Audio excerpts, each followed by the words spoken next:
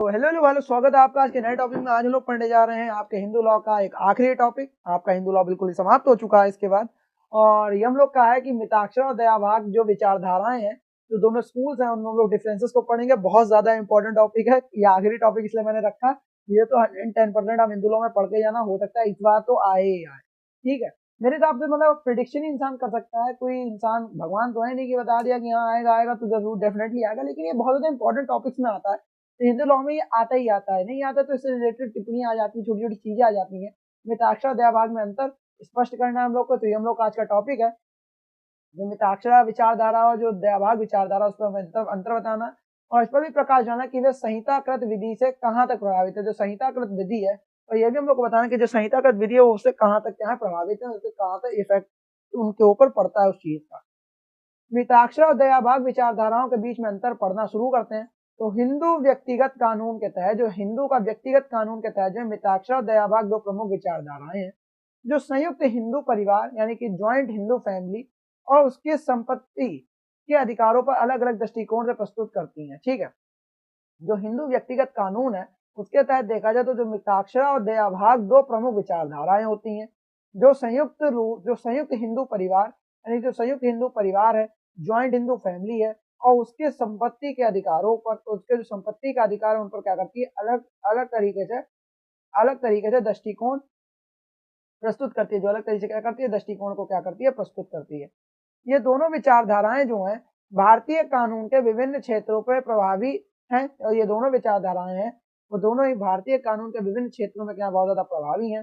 खासकर संपत्ति के उत्तराधिकार और प्रबंधन और वितरण में, खासकर की संपत्ति के उत्तराधिकार, प्रबंधन और वितरण में ये बहुत ज्यादा इंपॉर्टेंट है। मिताक्षरा विचारधारा को देखेंगे तो मिताक्षरा विचारधारा क्या होती है, मिताक्षरा स्कूल क्या बताता है कि मिताक्षरा एक परंपरागत और प्राचीन हिंदू विचारधारा है। मिताक्षरा क्या एक परंपरागत और एक प्राचीन हिंदू की विचारधारा है, जिसे मुख्य रूप से हिंदू समुदाय में दक्षिण भारत, महाराष्ट्र, कर्नाटक और कुछ अन्य क्षेत्रों में अनुसरण किया जाता है।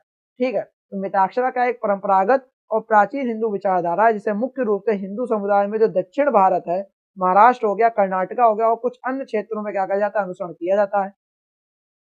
इस विचारधारा का मुख्य स्रोत जो है वो मिताक्षरा ग्रंथ से है, और इसका जो मुख्य स्रोत है इस विचारधारा का वो मिताक्षरा ग्रंथ है, जिसे याज्ञवल्क्य ने संकलित किया था। इसे किसने करा था संकलित, याज्ञवल्क्य ने संकलित किया था। इसकी मुख्य विशेषताएं क्या की फीचर्स क्या है मिताक्षरा के।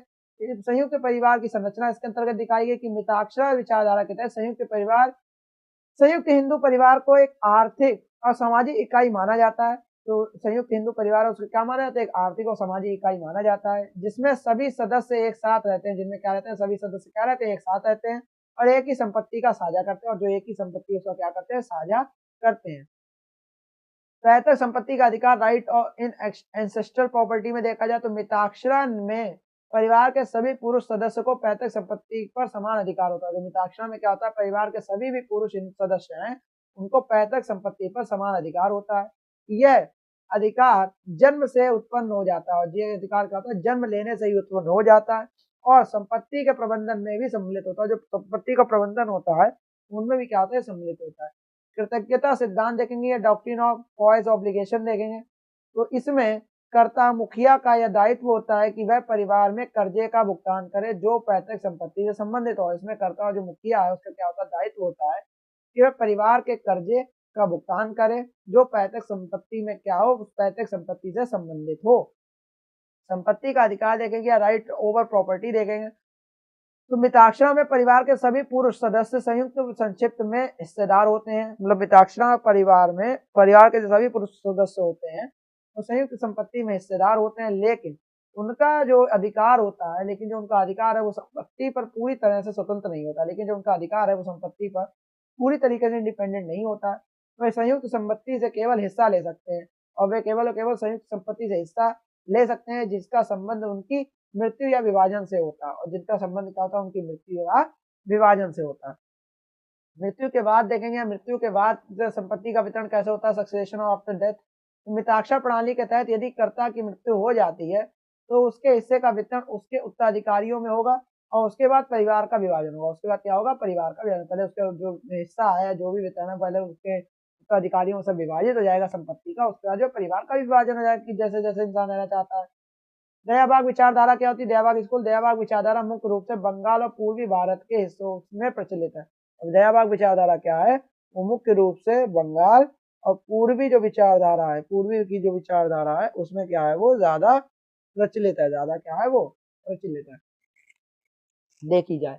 ठीक है, और प्रचलित होने के साथ साथ देखेंगे तो कहाँ गया, प्रचलित है। और इसका प्रमुख ग्रंथ जो है, इसका प्रमुख ग्रंथ क्या है, वो दयाभाग है, जिसे जिमिनी दास ने संकलित किया था। इसका प्रमुख ग्रंथ क्या है, दयाभाग है, जिसे जिमिनी दास ने संकलित किया है। इस विचारधारा में संपत्ति के अधिकार और उत्तराधिकार को लेकर मिताक्षरा से विभिन्न दृष्टिकोण है। और इस विचारधारा में संपत्ति के अधिकार और उत्तराधिकार को लेकर जो मिताक्षरा से भिन्न दृष्टिकोण है। मुख्य विशेषताएं इसकी क्या होती हैं, की फीचर्स क्या होते हैं? इसकी मुख्य विशेषताएं की फीचर्स है, विभक्त परिवार की संरचना, सेपरेट फैमिली सिस्टम। दयाभाग विचारधारा में परिवार में विभाजन का स्पष्ट विचार है। प्रत्येक सदस्य को अपनी संपत्ति में स्वतंत्र अधिकार होता है।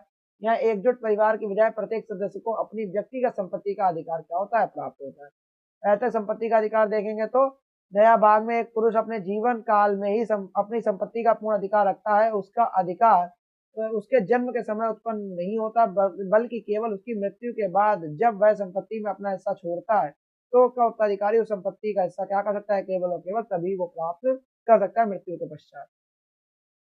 महिला का अधिकार, राइट ऑफ वुमेन, क्या होता है कि दयाभाग विचारधारा में महिलाओं को अपने पिता या पति से प्राप्त संपत्ति का समान अधिकार प्राप्त होता है। महिलाएं जब तक विवाह नहीं करती संपत्ति का स्वामित्व रख सकती हैं। विभाजन का अधिकार, राइट ऑफ पार्टीशन देखेंगे तो दयाभाग विचारधारा में प्रत्येक सदस्य को अपनी संपत्ति के स्वतंत्र रूप से विभाजित करने का क्या होता है, अधिकार होता है। दयाभाग विचारधारा में जो प्रत्येक सदस्य है उसको अपनी संपत्ति को स्वतंत्र रूप से विभाजित करने का अधिकार होता है। संपत्ति का अधिकार देखेंगे तो संपत्ति का आखिरी में अधिकार कैसे, राइट ओवर प्रॉपर्टी। दया भाग में एक व्यक्ति को अपनी संपत्ति का पूर्ण क्या होता है, पूर्ण अधिकार होता है, जो वह अपने जीवन काल में स्वतंत्र रूप से इस्तेमाल करता है।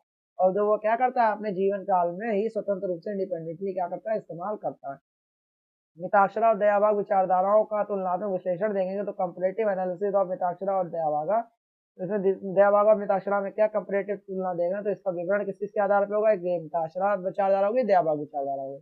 संयुक्त परिवार प्रणाली देखेंगे तो हाँ, परिवार के सभी सदस्य मिलकर संपत्ति का प्रबंधन करते हैं, और इसे दयाभाग में नहीं, प्रत्येक सदस्य को स्वतंत्र संपत्ति का अधिकार होता है।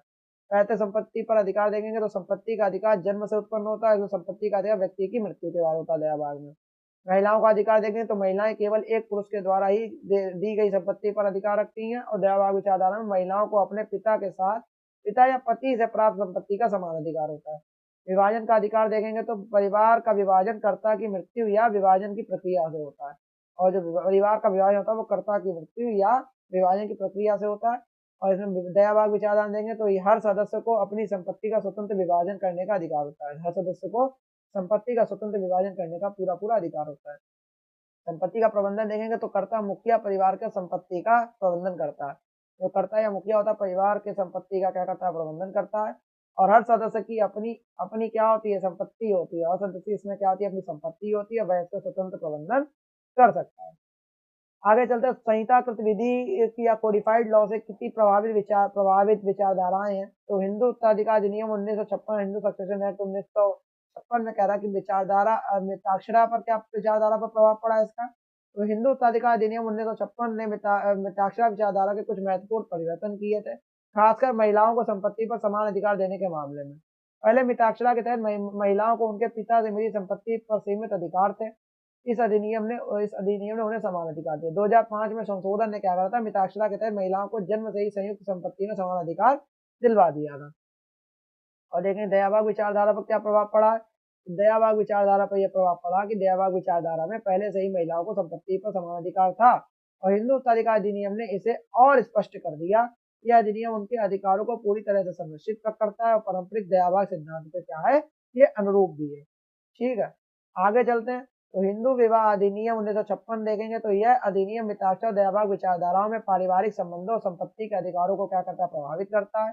विशेषकर पति और पत्नी के बीच संपत्ति के अधिकारों के संदर्भ में समाज सुधार और समानता देखेंगे तो संहिताकृत विधि कोडिफाइड लॉ ने दोनों विचारधाराओं में महिलाओं के अधिकारों को मजबूती स्थापित किया है और पारंपरिक पैतृक परंपराओं को चुनौती दी है। विशेष रूप से महिलाओं को उनकी संपत्ति पर समान अधिकार प्रदान करने के लिए विधिक सुधार किए गए थे इसके अंतर्गत।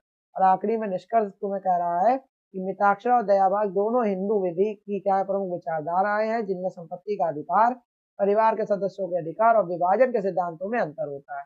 मिताक्षरा ने क्या करा था, पुरुषों की जो पैतृक संपत्ति होती है उसका उस पर जन्म से अधिकार मिलता है उन्हें, महिलाओं को, और जबकि दयाभाग में महिलाओं को समान संपत्ति का अधिकार होता है।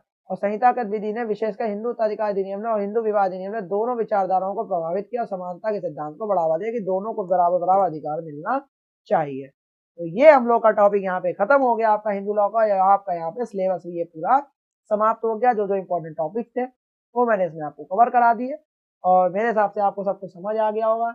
इसमें मैं आपको बहुत बहुत शुक्रिया कहना चाहूंगा कि आपने यहाँ तक हम लोग की अगर सब कुछ देख लिया है, आपने वीडियोस देख ली हैं, बहुत बहुत धन्यवाद। और यहाँ पे आपका जो है बहुत ज़्यादा बहुत बहुत धन्यवाद आपका हम लोग की तरफ से।